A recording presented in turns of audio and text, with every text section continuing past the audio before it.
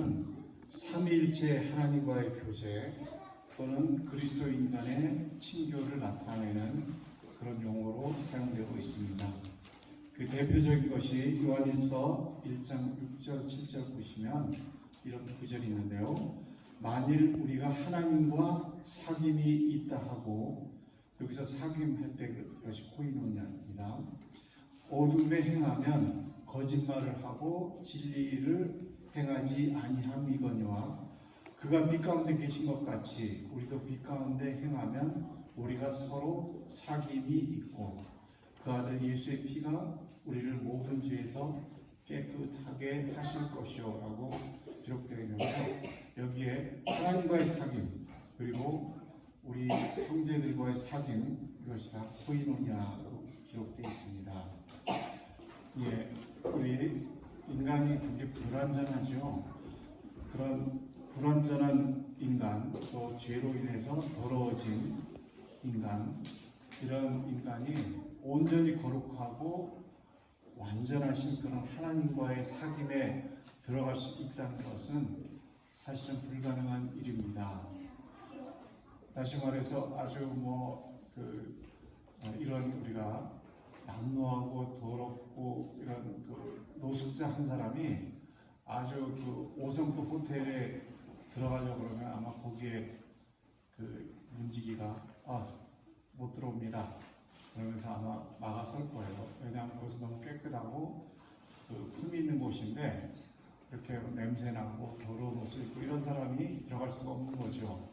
마찬가지로 하나님이라고 하는 이 거룩하시고 완전하신 분 앞에 죄를 가진 우리가 감히 가까이 갈 수가 없는데, 그런데 하나님과의 교제, 사귐, 이것이 우리에게 가능하다는 것이 참으로 놀라운 일인 것입니다. 우리가 하나님과의 코이노니아가 가능했던 것은 하나님께서 그의 위아들 예수 그리스도를 내어주시기까지 우리를 사랑하셨기 때문입니다.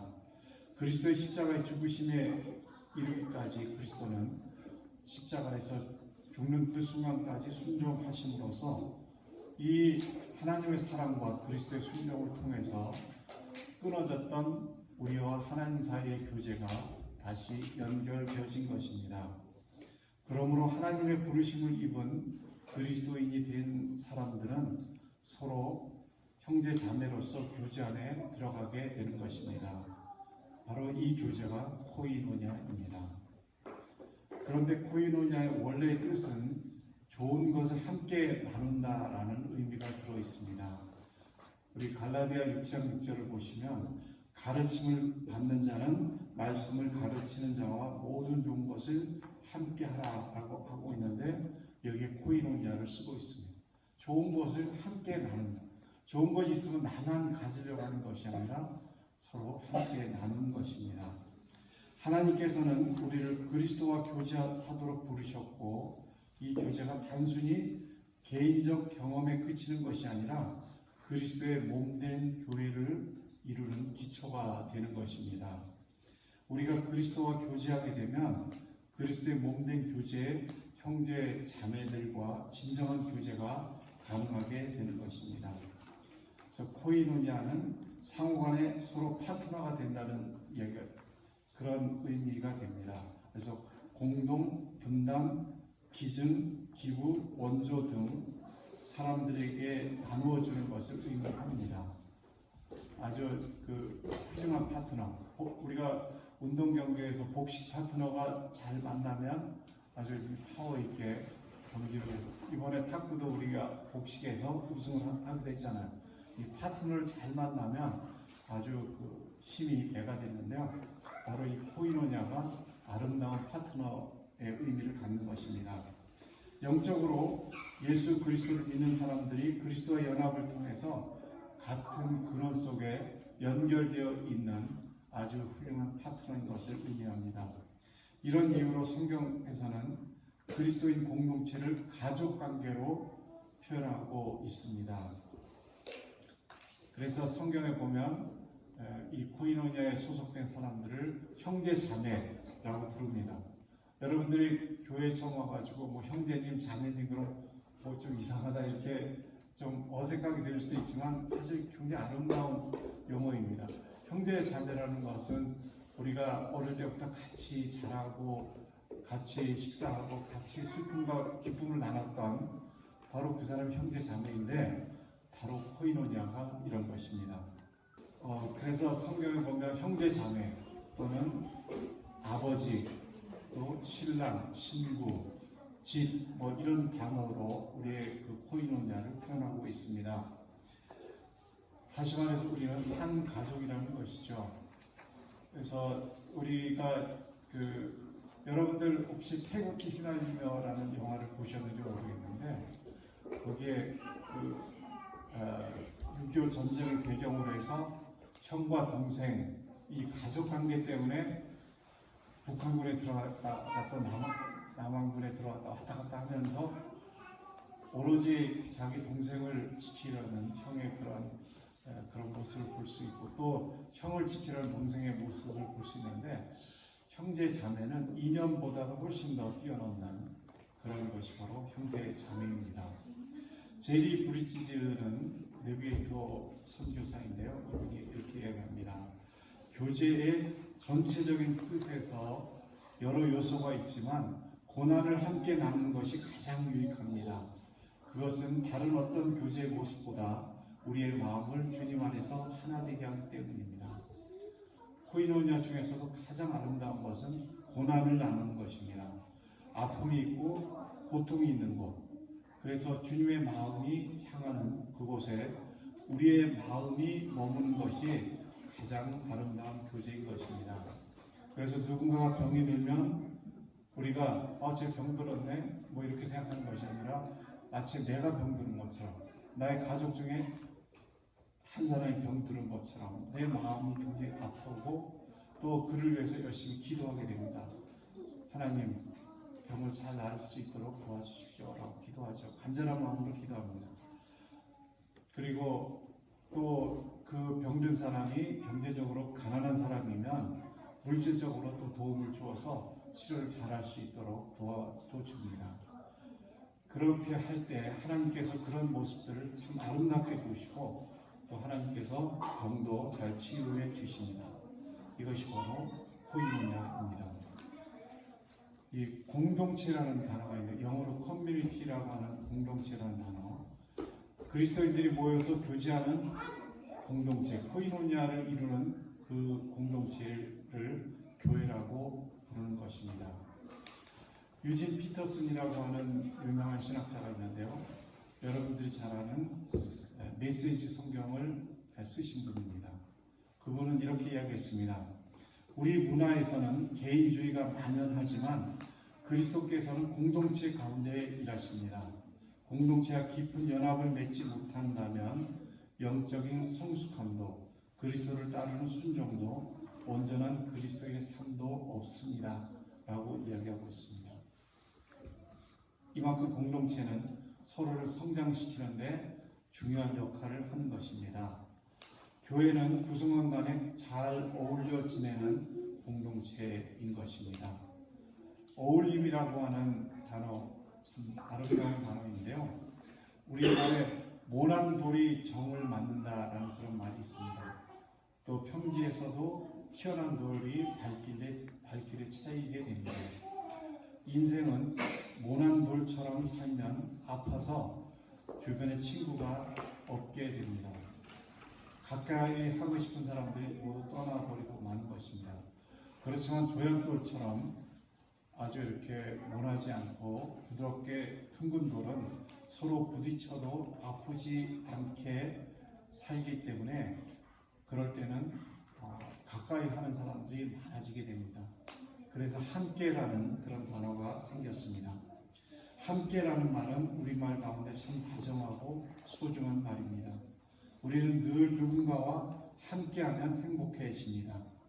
인생을 즐기는 가장 좋은 방법은 어울리는 것입니다. 서로 양보하고 한 발자국씩 다가가는 조화로움이 함께하는 행복을 누리게 할 수 있는 것입니다. 자기만 주장하는 사람은 결코 함께하기 어렵지만 서로 양보하고 서로 다가가고 서로 이해해주면 아름다운 그런 함께 누리는 어울림이 되는 것입니다. 여러분은 교회 공동체 안에서 잘 어울리는 삶을 살기를 바랍니다. 이런 삶은 여러분의 인격과 믿음을 성장시키는 좋은 기회가 될 것입니다. 여러분들이 깨달은 말씀을 나누고 또 슬픔과 기쁨을 함께 나누고 또 여러분들의 수고할 일들은 함께 수고하고 또 물질에 있어서도 또 함께 나누고 이렇게 하면 참으로 아름다운 그런 친구들, 좋은 친구들과 함께 살게 되는 것입니다. 공동체 안에서 여러분은 많은 유익을 누리고 또 거기서 여러분들에게 풍성한 그런 축복들이 돌아올 것입니다. 하나님께서 만드신 피조물 중에 닭이 있는데요. 닭을 사람들은 치킨이라고 가지고 주로 먹는 데 많이 사용하는데 사실 닭의 삶을 많이 보면 우리가 배울 점이 참 많이 있습니다. 첫 번째, 닭은 먹을 것이 있으면 사람들은 먹을 거 있으면 딴 사람 올 거 없는 자기가 먹고 좀 감춰놓고 이런 식으로 욕심을 부리면 닭은 그러지 않습니다. 먹을 거 있으면 소리를 내서 다른 동료들 오라고 막 소리를 지릅니다. 다른 닭들이 뭐죠? 그냥 닭은 먹이를 움켜쥐는 것이 아니라 먹이가 이렇게 모여 있으면 발을 훑어가지고 뿌려놓습니다. 그래서 다른 친구 닭들이 잘 먹을 수 있도록 그렇게 뿌리는 역할을 하는 것이 또 닭입니다. 그리고 닭은 알이 있으면 달걀이죠. 우리가 먹는 달걀인데 알이 있으면 그것이 내 알인지 남의 알인지 구분하지 않고 품어서 부화를 시켜줍니다. 또 닭은 모든 병아리를 자기 새끼라고 생각하면서 잘 돌봐줍니다. 참 멋있죠? 네, 이게 닭의 삶인데 우리가 닭에게 배울 점이 참 많이 있다고 생각합니다. 바로 이것이 코이노니아 공동체의 모습인 것입니다.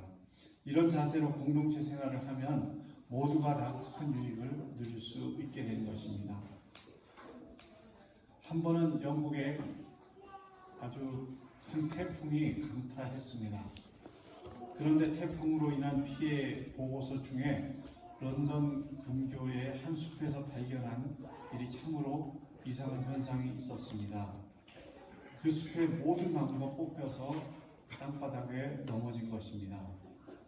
이를 조사한 과학자들은 너무나 놀랐습니다. 어떻게 이런 일이 있을 수 있을까?